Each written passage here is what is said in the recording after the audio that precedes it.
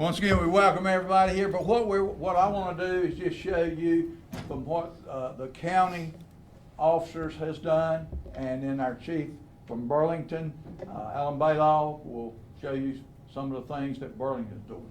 I'm going to step over here because I'd like for you to see it. But just this year alone, we have seized over 194 firearms. Of those, 22 were shotguns, 28 were rifles, and 144 were pistols. And these have been taken off of juveniles involved in shootings, drug dealers, and convicted felons. This is the county only. Adult offenders were 114 juvenile offenders, and there were more juvenile offenders than what we have up here, but records were requested from the juvenile authorities, and we don't have them. But we have 6 juveniles, total offenders 120. Narcotics related seizures 38. Firearms by felons arrest 38. And that's what we're running into. That's what our officers are running into today, and the dangers that they're facing, and the public also. Here are the pictures of the firearms that was seized by our officers. Some of them, there's a few that were used in suicide, homicides, shooting into homes, and just felons with a firearm, and juveniles with firearms.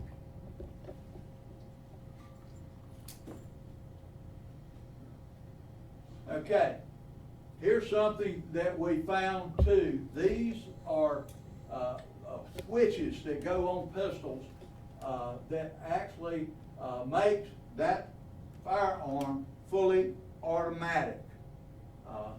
We call it a machine gun addition or conversion to that. Now, this is one of our agents that was shooting this gun, sitting right, our officers right here, firing and showing you a demonstration of what those conversions on those firearms can do. Okay. Are you ready? That is a firearm, fully automatic.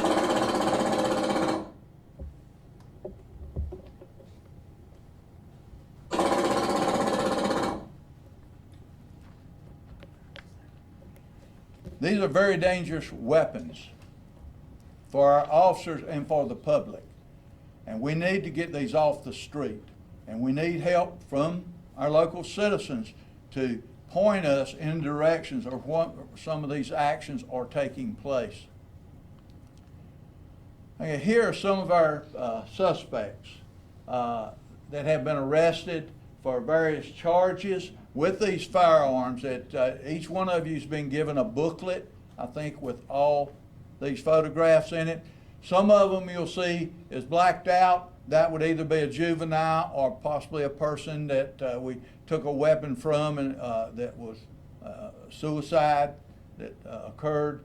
But a ton of these. And I want to walk over here again and just think. Possession of firearm by felon and possession of firearm by felon. This guy's been charged twice. Possession of firearm by felon. Apparently he didn't learn the first time. These are the type of individuals we're having to deal with. We found, firearm, that's what that stands for. No charges were filed. We have some of these charges that were filed on a citation, possession, unlawful possession. It was not booked in jail, and you'll see, like right here, carrying a concealed gun. That person was not photographed. The reason that person was not photographed because a citation was issued in that particular case. So, pointing a gun, attempt to discharge firearm in an occupied dwelling. All of these are very, very serious cases that our task force and ATF has been dealing with. And it's not, at this point, not getting a whole lot better. And we have got to step up, and that's why we're working together to try to see this and make the public aware of what's going on in their county. There's neighborhoods where we have picked that a lot of these instances are occurring, and we are going to come after these individuals. We already are, but just show you some of them as we go through it.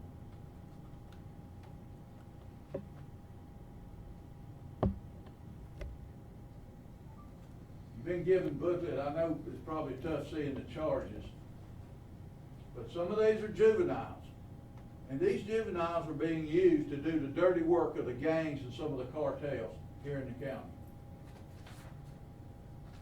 Been officers assaulted in some of these also.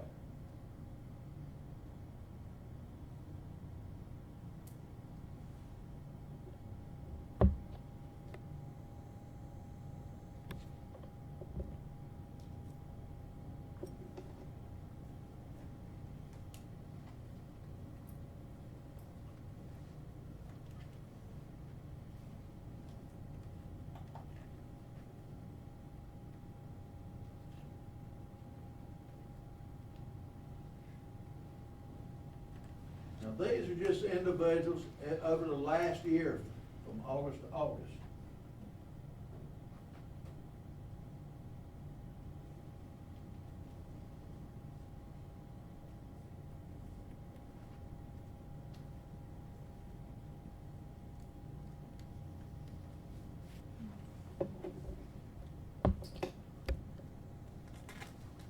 A lot of people.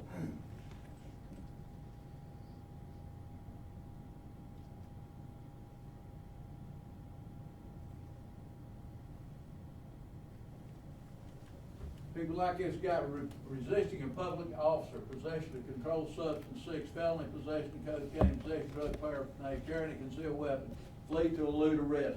Officers are put in danger with these individuals with firearms.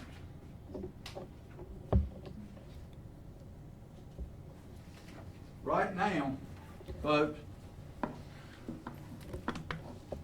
we have a problem. And we are going to have to address these issues, and we need the communities to help us address those issues. And we're going to work together to make this happen here in Alamance County. I do not want us to get like some of the other cities in North Carolina with this violence. That's why we're holding this particular press conference, showing you what we're doing. And at this time, I'm going to turn it over to Chief Alan Baylog, the Burleson Police Department, our counterpart. Thanks, Sheriff. Yes, sir.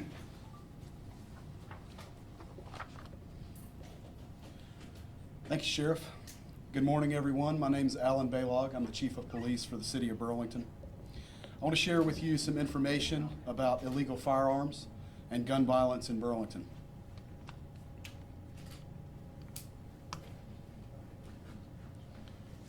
To start with a bit of good news, murders in Burlington by firearm are down 66% so far this year, and were last year.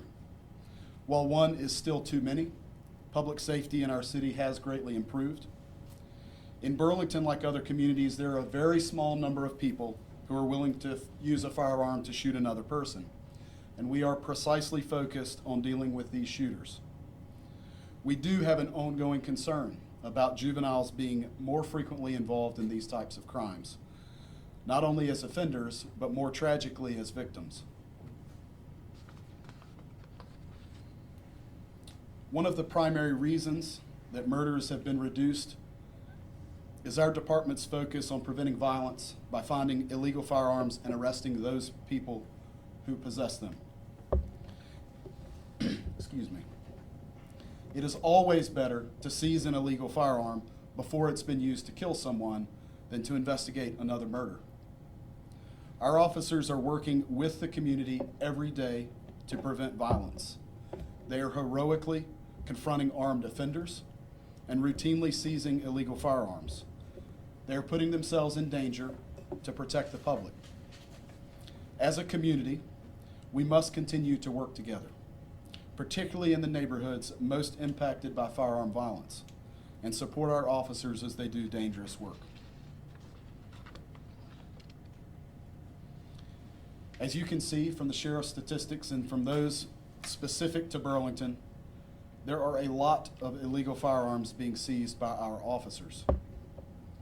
One of the more important things to share today is that there's been an escalation in the type of firearms being seized by police officers in Burlington and across Alamance County. Officers are now routinely seizing rifle caliber pistols, ghost guns, pistols with high capacity magazines, and fully automatic handguns. Our officers are told consistently by offenders that they prefer compact, high caliber weapons with high capacity magazines because they are most effective for the type of violence that they commit. Some of the juvenile offenders that we deal with also consider a firearm to be an accessory to their clothing attire, like shoes or a hat.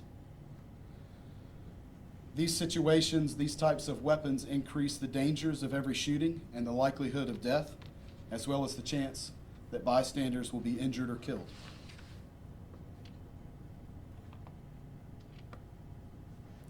To show the outcome of some of the work of the Burlington police officers, here's a typical felony case, felony firearm case that's been through the court system. The offender was arrested locally and indicted federally. He was convicted for possession of firearm by felon and possession with intent to distribute cocaine. He's currently serving his 13-year prison sentence in the U.S. Bureau of Prisons outside North Carolina. In Burlington, we will continue to identify, investigate, and arrest anyone who illegally possesses a firearm or uses one in an act of violence. So in closing, for me, public safety requires a partnership between the police and the people who live in the neighborhoods where gun violence and illegal firearms most frequently exist. It's everyone's responsibility that if they see something, they say something. That means reporting it to the police so that we can go out, find the illegal firearm, and seize it before it's used to kill someone. Thank you all very much. I'd like to introduce ATF Resident Agent in Charge, Walsh.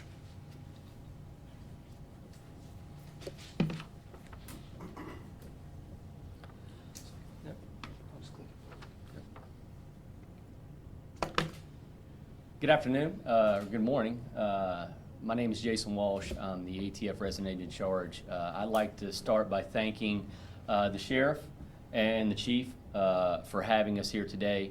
The work that we are doing is vital to our community staying safe. The partnerships that we have working with the local law enforcement agencies in this area is impeccable. We cover a large area in ATF, and I'm proud to say that the partnerships that we have here are some of the strongest. This summer, ATF specifically worked with units from the Alamance County Sheriff's Office and the Burlington Police Department, specifically the strike team, the street crimes units, and the criminal investigation division. We believe that the work we've done and many of the faces you saw were taken into custody based on their own decisions and actions. We fought hard and worked hard with our United States Attorney's Office to ensure that we perfect the case and in the ultimate end hold them accountable for those actions. One thing that I do want to highlight that we are doing now, I believe better than ever, is utilizing crime gun intelligence. Specifically since October of 2021, we were working with the county sheriff's office and the police department specifically on utilizing NIBIN to give us intelligence that tells us when and where every one of these crime guns have been shot. So every firearm that the sheriff and the chief mentioned that was seized was entered into our database. From those, we correlate leads and we follow those firearms. We have a team of excellent investigators that work with their departments every day, day in and day out, to try to combat the violent crime. I'll say this, in this county, violence, firearm-related crime will not work. We have worked hard over the past 12 months specifically to try to continue to address and utilize this intelligence. What we're seeing, 75% of the time, with the crime guns that are being seized, have multi-jurisdictional leads, which means this is an approach that ATF has taken to go beyond jurisdictional limits. So, if you decide to come into Alamance County, into Burlington City, and use a firearm, travel to Greensboro, travel to Winston, travel to High Point, travel to Virginia, we will find you. Our database is vast, our intelligence is long, and the investigators that we have working together work together every single day to combat this crime. So we want to thank the community for all their help. We thank them for their support, and more so, we ask those that decide, before they make the decision to use a firearm in a violent crime, to think twice. Thank you for your time. We'll now open it up for any questions that the media may have of our officers. Excuse me, Sheriff John. Thank you very much for your time today. Just for clarification, do the majority of the seized guns in the last 12 months come from adults or juveniles? So for clarification, the majority of seized guns from these previous 12 months, they're coming from adults or juveniles? Both. They've been seized from both. The majority of them would probably be from, would be from adults that we seized. And when it does come to juvenile seized related guns, are they mostly gang related? I would say yes. We were talking about how the ATF has helped us, make cases in other parts of the country. I won't give you any details much other than one of the guns that we recovered, I think, was used in 4 different shootings in Virginia. So the ATF has enabled us to be able to help other agencies as well. And it also shows that these criminals travel interstate, inter-county, whatever. And like I said, we're gonna come after you. If you're going, if we can make you, we're coming after you. Sheriff, how important is it to show that you are united with other police stations in Alamance County, that Sheriff's Department is working with the local police departments to kind of show that you guys are willing to go do this stuff, to kind of show that if you walk in Alamance County, you will try to. Well, certainly you heard me say a little bit ago that criminals they don't know any borders. And it's imperative that law enforcement, not just here in Alamance County, but everywhere, work hand in hand together, because we can make a big difference in our communities. And here in Alamance County, I'm very proud to say, I was born and raised here in Alamance County, and I love the working relationship we have with the departments, the Burlington Police Department, Graham Police Department, Elon, and the federal agencies. Working together, we can accomplish so much more. Obviously, the size of the gun seized is a small piece of a pie, but knowing that you're taking that small piece off the streets, how important is that to kind of keep the community safe, but also maybe preventing school shooting with these juveniles? Absolutely. The more firearms we can get off the street, the less crime we're going to have in any area of Alamance County. And that's why I think it's important to be proactive. That's why I say we need the community to notify us if something's strange in their community, or they have even suspect someone. Then it'll be up to us to investigate and take care of. Sheriff. Go ahead. You got it. No, go ahead. Okay, Sheriff, I know that you said that one of your concerns is juvenile offenders, but looking at the firearm seizures that you've had, there's only 6 offenders compared to 114 of adult offenders.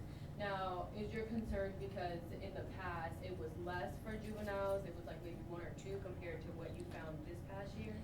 They had been requested from Raleigh, some of the offenses and stuff. We did not get those records at this time. I assure you there's more than what's on that page. Gotcha. Sure, Thank you. good. Yes, please do. So I think sometimes it's important to share some context as well. So the sheriff and I were provided a photograph from an investigation a few weeks ago of a 5-year-old holding a handgun.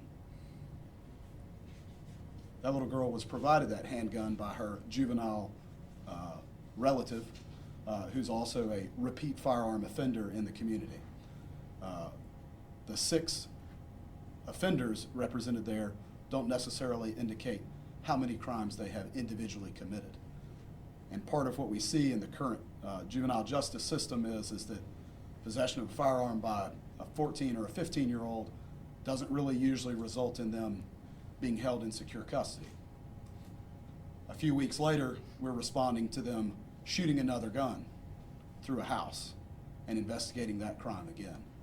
So just that small number isn't really paint a total picture of what the impact has been locally, certainly as it relates to the prevalence of firearms in the possession of juveniles, nor their willingness to use them in acts of violence. Thank you for the clarification. Actually, if you could, I do have a slight follow-up question to that.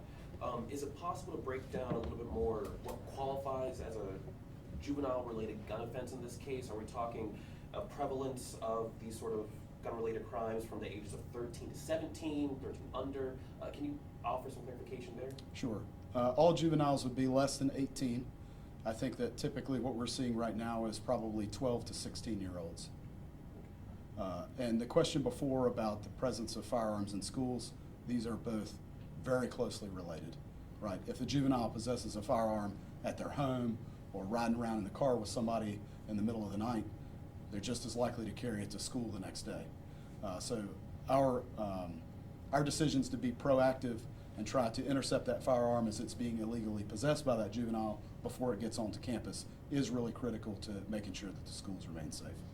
And following up, sorry, Oh, you're fine. I didn't answer. I know that this might seem like one of those questions where it's like, well, I don't know, but do you know where these juveniles are getting those guns from? Like, is it, Mhm. you know, they're getting it from a relative as well, or is it more relative, or is it just, you know, in a gang? Yeah, How- sure. So, frankly, the main path of juveniles in possession of handguns is breaking into cars and stealing lawfully possessed firearms. There is an epidemic across the state. It's clear in every community that groups of juveniles are targeting apartment complexes, neighborhoods, hotel parking lots in the middle of the night, breaking the windows in cars or going through unlocked vehicles, stealing firearms, and then using those for acts of violence or whatever else they choose to use them for. That's the primary means. We've always seen that a stolen firearm is almost as good as cash, so they are very desirable for the criminal element. So of course, for legal firearms possessors, it's really important to lock those up. Like, take them out of the car, don't leave them in the car, don't leave them in your trunk.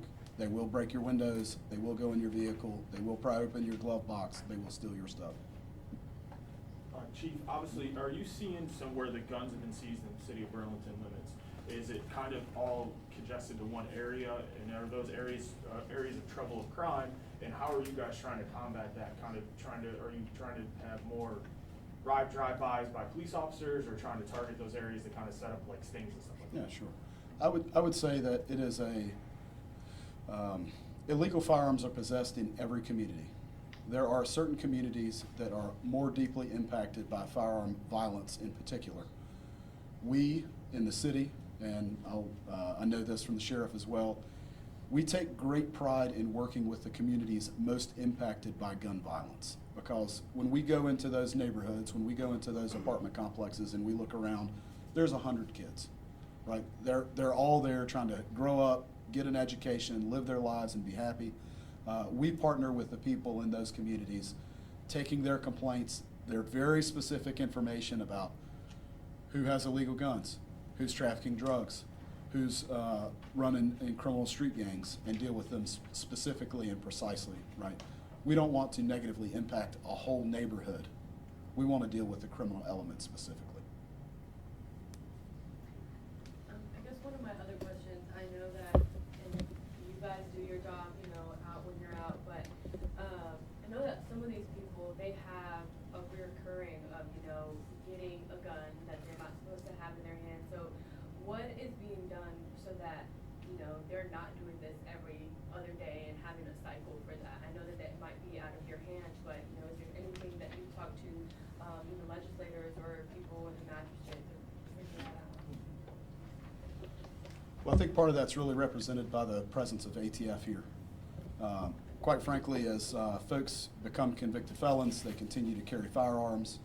The federal system recognizes how severe that behavior is, the unwillingness to change what they're doing and continue to violate the law.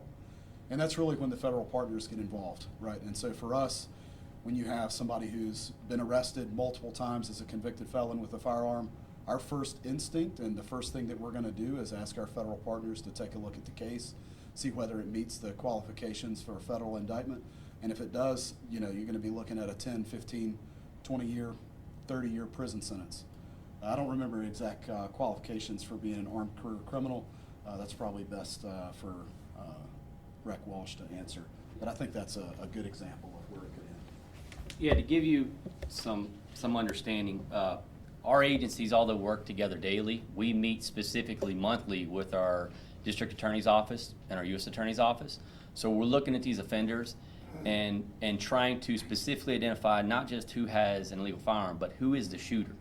That is our priority in the federal government. So our priority is to go in, analyze these cases, work with the prosecutors in the case, and when we perfect that case and identify them as the shooter, we use all resources that we can to try to, carry a lengthy prison sentence with that. Yep. I do have a question, and this is for any of you who thinks they can answer it.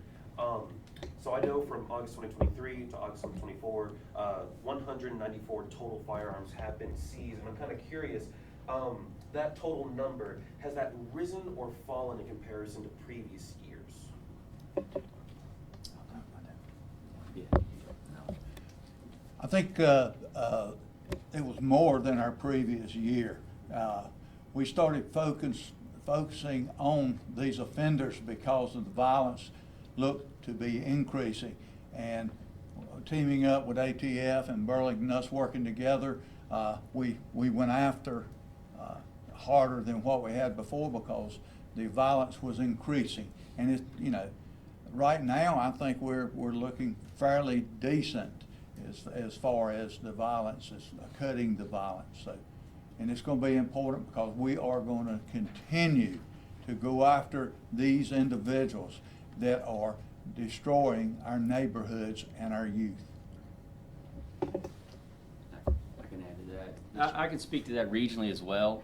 We have seen an increase regionally in the seizure of crime guns, specifically the item that was mentioned, machine gun conversion devices. The seizure rate for those devices have went up substantially. We take those as a priority. We work with our U.S. Attorney's Office, and then we hold them accountable to those measures as well. So across the board, across the region, we have seen an increase, but that's, again, why we are working so hard in partnership together to try to combat that. Could you give like a possible, like a 10% increase, a 5% increase? I don't have a specific number. Again, our region, covering from Alamance County all the way to Watauga, right, across the board has seen increases, right? We cover the Piedmont Triad all the way into the mountains. And as we've utilized crime intelligence, right, crime gun intelligence, we have had more and more partners come on board with us. So in doing so, not only are we seizing more firearms, we're tracing them, right? So we're telling the history of where that firearm came from. So it shows us the time of crime from the time it went from legal commerce to illegal commerce, right? So ATF comes in and working with the detectives, specifically of Burlington and Alamance, and we're looking at how that firearm started, right, from its existence and how it ended up in that hand. So when we look at those cases, we're not just talking about the specific incident of violence that may have just occurred, but what else has that firearm been involved in? That's when we work with our federal partners and local partners the same to figure out, all right, how do we take this investigation and ensure that we've solved as many crimes as we can. Yep. And with that, what impact do you think that it's making to know that technology, I mean, like you said, can go as far as Virginia? I think it's something that we've never really seen before, so knowing that you're really working with it now and being able to trace things like that. Oh, listen, NIBIN is a game changer. It's a game changer. I'll give our partners a lot of credit, right? NIBIN has been around, and we have specifically focused on that since about 2021 here in this region, and we've seen grave impacts. Although I can't give you a definitive number of how much crime we've stopped or combated. I assure you that the level of violence in that sense, we've been able to combat at the top. Because again, we're working smarter, not harder, right? We're not just looking at any gun that comes across the street. We're looking at those that are on the street causing the most violence, working with their detectives, with their strike team, with their CID folks, with everyone on a monthly basis to decide in unison, this is the case that we've got to spend our resources on. And it's been a pleasure to work with them. And I do believe we will reduce crime with the community's help if we continue on this track. Yep.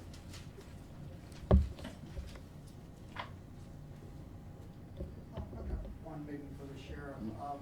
With the pistol conversion kits, how many were found here in the county? And with that new thing coming in, I figured it's kind of new seeing these pistols. How much does that scare you, seeing that you might come across something like that in the field? Well, I don't know the exact amount for the whole county, but I think we've seized 2 with conversion kits. And let me tell you, any time that a firearm can be converted to a fully automatic weapon, it endangers not only the officers working the street, but also citizens. Any firearm is dangerous in the hands of an individual that really don't care whether they take human life or not. So we are certainly looking for these firearms with the conversion kits on them, and we're going to seize them and charge them when we get them. We just hope that we don't lose an officer or another citizen of any kind with that conversion kit. I guess my last question, kind of clear up, what are you hoping, I mean, this is just 1 year, but 2024 to 2025, when we're back here in August again, what are you hoping to see with these statistics?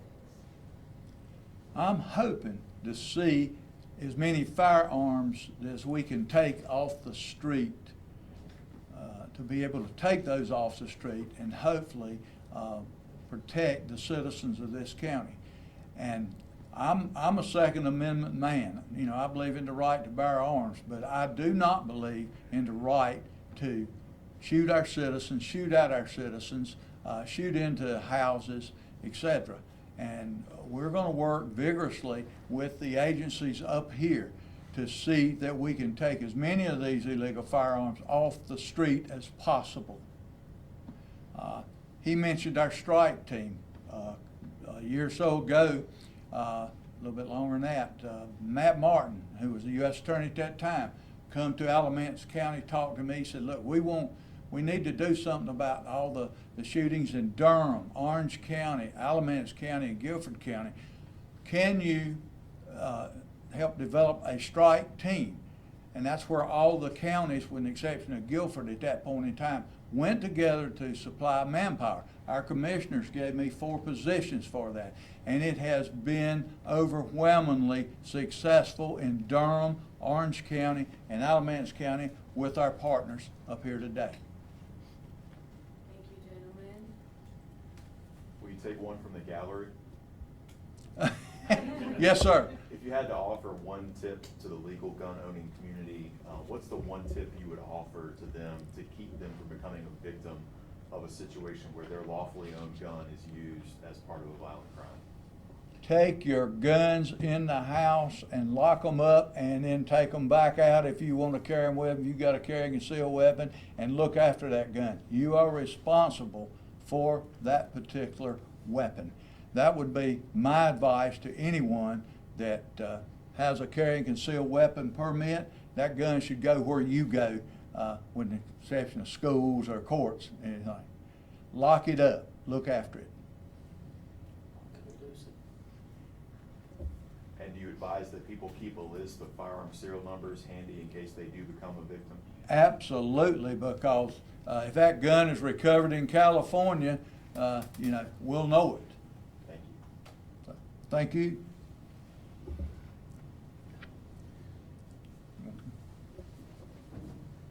Okay, thank you all for being here. Also, we'd like to recognize the command staff from the Burlington Police Department, the command staff from the Alamance County Sheriff's Office, our representatives from Alamance County Government, and the task force officers that are with us today.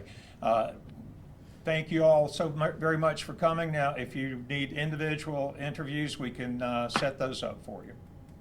Okay, thank you all.